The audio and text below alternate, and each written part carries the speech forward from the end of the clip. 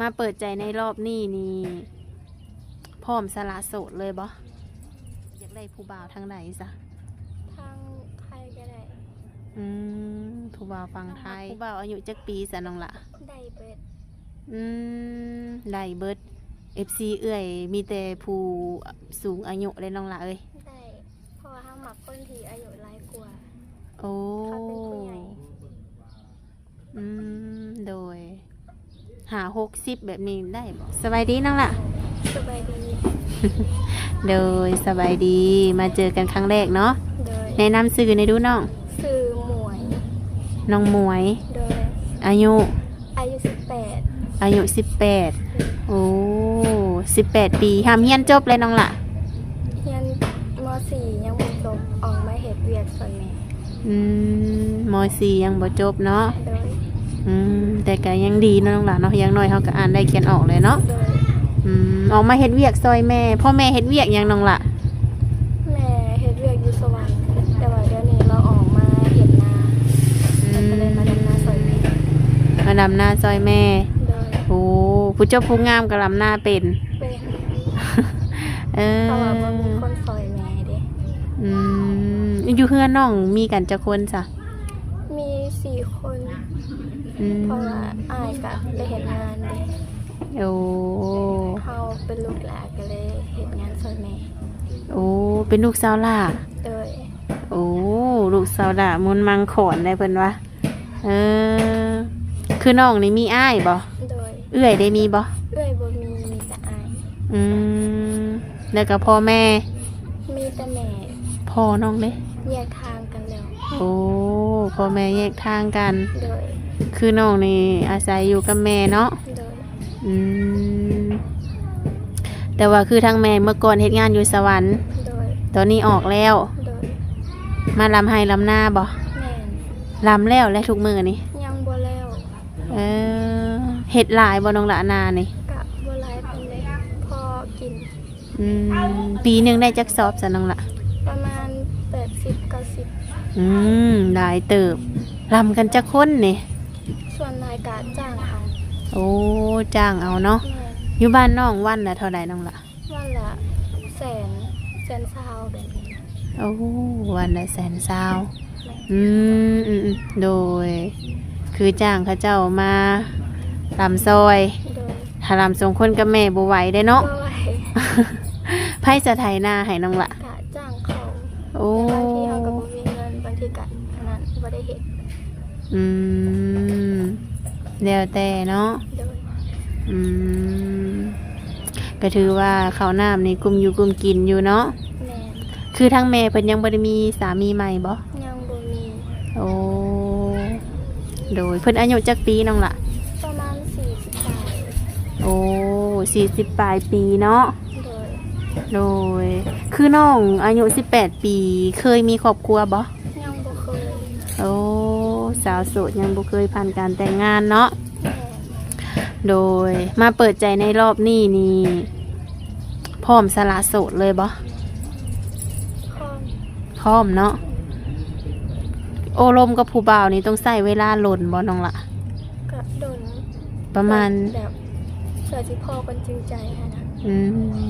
เขาขบลิ้นแล้วเขาก็ไปโอ้ที่ผ่านมานี่ก็เคยคุยอยู่เนาะเคยอยู่แต่ว่าพ่อกันจริงใจโดย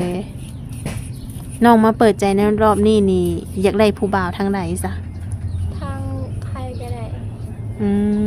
ผู้บ่าวฟังไทยเคยลมบ่ยังบ่เคยสิเคยกันรอบนี้ได้เนาะแม่โดย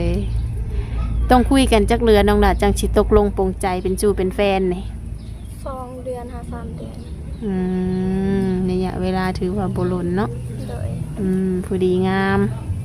สำหรับหนุ่มๆที่ว่าใจห้อนเนาะ2-3 เดือนเป็นชูเป็นแฟนกันได้โดย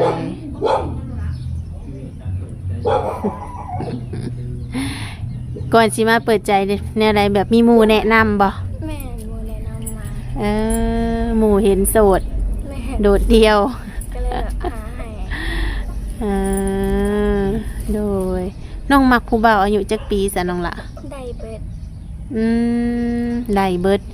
FC เอื้อยมีแต่ผู้สูงอายุเลยน้องละเอ้ย ได้เพราะว่าถ้าหมักคนที่อายุหลายกว่า โอ้ เขาเป็นผู้ใหญ่ โดยหา60แบบนี้ได้บ่ ได้ เคยล่มบ่ ยังบ่เคย บ่เคยเนาะ แม่ โอ้ครั้งแรกเนาะ เด้อ ตาเด้อแล้วน้องเป็นบ่ได้แม่นคนบ้านนี่แม่นบ่ แม่ โอ้ถือว่ามาหาหมู่อยู่นี่เนาะ เด้อ น้องมักผู้บ่าวนี่ใส่ใจคอแบบไรซะน้องล่ะ นิสัยดี โดย เป็นผู้ใหญ่บ่นอกใจ อืม คุยแล้วสบายใจ อืมสำนีเนาะ แม่ โอ้ส่วนที่บ่มักเลย หนึ่งบ่มักคนหลิ่นกินแล้วก็สูบยา โอ้เหล่าเบียร์ได้น้อง เหล้าเบียร์กะก็หับได้แต่หลายเกินไปกะบ่ปานใด โอ้กินได้บางครั้งบางคราวเนาะ แม่น อืมโดยพอห่างพอหมายน้องหับได้บ่ หับได้ โอ้น้องสิบติเพิ่นบ่ บ่ติ โอ้ยันว่าน้องเป็นสาวโสดเนาะเพิ่นบัดเคยมีลูกมีเมียแบบนี้บ่รังเกียจเพิ่นแท้บ่ บ่รังเกียจ อืมน้องอามวยก็เป็นผู้จบผู้งามเนาะน้องล่ะ คนที่สิเข้ามาหาน้องนี่จังไดหน้าตาเพิ่น หน้าตากะได้เบิด บ่ได้จำกัด บ่จำกัดสิเป็นจังใดก็อย่าพอแบบนิสัยดีก็พอ โอ้แสดงว่าเน้นนิสัยเนาะ แม่น ต่อให้เจ้าแบบหน้าตาบ่ดีก็ย่าแต่เจ้านิสัยดีนี่ก็มักแม่นบ่ มัก โอ้โดยถ้าว่าน้องมีสามีน้องสิไปอยู่น้ำเพิ่นได้บ่ อยู่ได้ โอ้ออกเคือนออกซ่านได้เนาะ โดย อืมโดยไปมาหาสู่กันได้บ่น้องละ ไปได้ อืมน้องเคยไปเฮ็ดเวียกอยู่ไทยบ่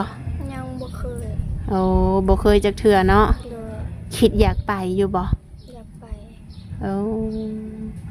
ถ้าว่ามีโอกาสได้ไปน้องสิไปเฮ็ดงานหยังน้องล่ะ ร้านอาหาร งานด้านอาหารเนาะ โดย โอ้โดย แบบงานบ้านงานหยังแบบนี้น้องเฮ็ดได้บ่ เฮ็ดได้ โอ้เวียกเฮือนเวียกซ่านนี่น้องเฮ็ดเป็นบ่น้องล่ะ เป็น โอ้กับข้าวกับน้ำเด้ เป็น เป็นเบิดบ่ โดย โอ้บนน่ะเสือเนาะถือว่าเฮ็ดได้เนาะ เฮ็ดได้ น้องอามอยนี่แบบอายุ18เลยน้ำหนักความสูงน้องเท่าใดน้องล่ะ น้ำหนักประมาณ49ความสูง160 โอ้ถือว่าสูงเนาะ โดย 160บัดนี้ผู้บ่าวเด้ต้องเอาสูงกว่าบ่ 170ได้ โอ้170เนาะ โดย โดยผู้บ่าวนี่ต้องเอา170ขึ้นเมื่อบ่ แม่น เออต่ำกว่าบ่ได้บ่น้องล่ะ เพราะว่ามันสิสำกันกับเขาเพราะว่ามาคนที่สูงกว่า เออมักคนสูงกว่าเนาะ แม่น โดยน้ำหนักนี่กำลังดี คิดสิว่าเพิ่มอยู่บ่ ก็อยากเพิ่มอยู่แต่มันเพิ่มบ่ได้ยังสมเก่า กินลายกับซ้ำเก่า แม่น โอ้มื้อหนึงน้องกินข้าวจักเทื่อ 3 เถื่อ 3 เทื่อเช้าเที่ยงแรง โดย โอ้ถือว่ากินปกติ แต่ก็บ่อ้วน แม่น อืมโดย คือทุกมื้อนี้น้องก็ยังบ่ได้ไปเฮ็ดเวียกเฮ็ดงานทางใดเนาะ แม่น แบบว่าเงินคำใส่นี่เอาน้ำไผ่น้องละ เอานั่นแหละบางทีก็คอบางทีก็บ่ได้คอ อืม มันบ่จำเป็นก็เลยแบบบ่ใส่ไม่ได้ โอ้จำเป็นจังโค แม่น แบบแต่ละมื้อได้ซะน้องบ่ได้ซื้อหยังบ่ บ่ โอ้ป้าแต่ถือว่าหายากเนาะเดือนหนึงได้น้องหลานน้องใช้เงินเบิดเท่าใดเดือนหนึงนี่ ถ้าเดือนหนึงใช้เบิดเท่าไหร่ลงสุดก็500,000 อื ก็เก็บไว้ ม ในยามจำ โอ้สูงสุด500,000คือน้องก็เป็นผู้แสบผู้สาวเสื้อผ้าหน้าแพร่แบบเครื่องสรุปสำอางนี่บ่ได้ซื้อบ่ เฮาบ่ได้ค่อยแต่งหน้า ธรรมชาติ โดย โอ้คือธรรมชาติก็ยังงามเนาะแต่งหน้านี่ผู้บ่าวคือสีหลายแฮง คือน้องนี่บ่มักแต่งเนาะ แม่ ก็เลยว่าบ่ได้เปลืองเงินในส่วนนี้ โดย สูงสุด500,000โอ้หายากแฮงน้องละทุกมือนี่เครื่องของก็แพงเนาะ แม่ โดย คือแบบว่าน้อง น้องนี่เนาะถ้าว่ามีสามีเนาะน้องละ โดย เพิ่นมาห้องมาขอนี่น้องสิเอาค่าโรงแพงบ่ ประมาณ50 ล้าน 50 ล้าน โดย มีคำบ่ คำ3 บาท คำ3 บาท มีงัวบ่น้องละ งัว2ตัว โอ้50 ล้านคำ3 บาทงัว2 ตัว โดย ถ้าเพิ่นมาขอคือตามนี่เนาะ โดย รถบ่ได้บ่ บ่ได้ ตามนี่เลย ลูกสาวเดียวเนาะลูกสาวหลาอีกเนาะ แม่ ถ้าว่าเฮาเอาสามีอยู่บ้านอื่นเขตอื่นสำนี้ก็ถือว่าบ่แพงเนาะน้องหลานเนาะสำบ้านสำเมืองเนาะ โดย หนุ่มไทยเพิ่นสบายอยู่แล้วเนาะมักอยู่แล้วว่าหนุ่มไทยนี่ หมักเบ็ด ได้เบิดเนาะ โดย ผู้บ่าวรุ่นเดียวกันได้มักว่านี่ เขาบ่หมักปานใดเพราะว่าเขาไล่ใจ เขาหลายใจ แม่ แสดงว่าเคยคุยมาแล้วรุ่นเดียวกันนี่ เคยแล้วพอแบบเขาไล่ใจบ่จริงใจกับเขาหั่นนะ โอ้โดยรอบนี้ก็เลยว่าเอารุ่นใหญ่ แม่ มีอายุเนาะ โดย น้องมักคนเฮ็ดเวียกเฮ็ดงานหยังอาชีพของเพิ่นนี่ เป็นธุรกิจก็ได้ ธุรกิจเนาะมีธุรกิจเป็นของตัวเอง แม่ สิอีหยังก็แล้วแต่เนาะ โดย ขอแค่ว่ามีต้นทุนเนาะน้องหลานเนาะ แม่ เขามาหาเฮาสามารถเบิ่งแยงเฮาได้ โดย ถ้าว่าเอาเฮาไปอยู่นํก็ต้องสามารถแบบเบิ่งแยงหรือว่าจุนเจือครอบครัวเฮาเนาะ โดย ถ้าน้องไปไผสิอยู่นำแม่น้องละ เฮากับบ่ฮู้คือกัน หรือว่าเที่ยวไปเที่ยวมาเนาะ แม่น ทั้งอ้ายเพิ่นมีเมียแล้ว มีครอบครัวเบิดแล้ว โอ้ครอบครัวเป็นของเพิ่นแล้วเนาะ โดย แสดงว่ายังแต่น้อง แม่น แม่อยากได้ลูกเขยยัง อยากได้แล้ว อยากได้แล้วเนาะเซมีลูกเขยมาเฮ็ดหน้าเฮ็ดหน้า โดย หรือว่าถ้าเพิ่นมาเฮ็ดให้เฮ็ดหน้าบ่ได้ก็เพิ่นก็สิได้ส่งคนอื่นมาเฮ็ดแทนเนาะ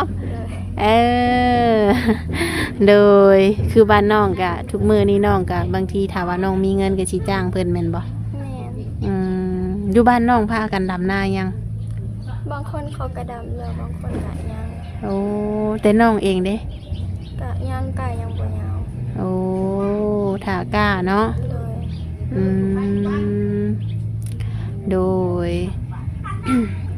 ก็ถือว่ามื้อนี้มาเปิดใจครั้งแรกเนาะทางติดต่ออีหยังน้องมีให้ผู้บ่าวอยู่บ่ ทางไลน์ โอ้มีไลน์เนาะ โดย โดยเพราะว่าส่วนใหญ่ FC เอ้ยเพิ่นก็สิดินแต่ไลน์เนาะ โดย ก็สิได้คุยกันง่ายเนาะน้องละ แม่ สะดวกคุยอยู่แล้วว่า สะดวกคุย ถ้าว่าเพิ่นแบบโทรมาแบบเปิดกล้องอยากเห็นหน้าเห็นตาน้องกล้าเปิดบ่ กล้าก ล้าเนาะ โดย เพราะว่ามันก็บ่ได้เสียหายหยังเนาะ แม่ ถ้าเจอผู้บ่าวใจห้อนในตรงด่าโทรมาปุ๊บนี่อยากได้เป็นแฟนโดดเลย กะเบิ่งใจกันไปก่อน ต้องยืนขอเสนอให้เพิ่นเนาะ แม่ ถ้าเจ้าเห็นได้ข่อยก็กล้าเนาะแล้วนี่ ก็บอกหยอกน้องทุกคนเลยก็ขึ้นอยู่กับคนสองคนเนาะน้องหลานเนาะ แม่ สิโอลมกันแบบใดสิเป็นสู่เป็นแฟนกันบ่หรือว่าเป็นพี่เป็นน้องกันเนาะก็แล้วแต่เนาะโดยมื้อนี้ก็ถือว่ามาเปิดใจเป็นครั้งแรกก็ขอให้สมฮักสมหวังเด้อน้องนาเด้อ โดย ให้พบพ่อคนดีๆเข้ามาในชีวิตเนาะ เอาไว้พบพ่อกันในคลิปหน้าเนาะน้องละ โดย สวัสดีน้องละ ส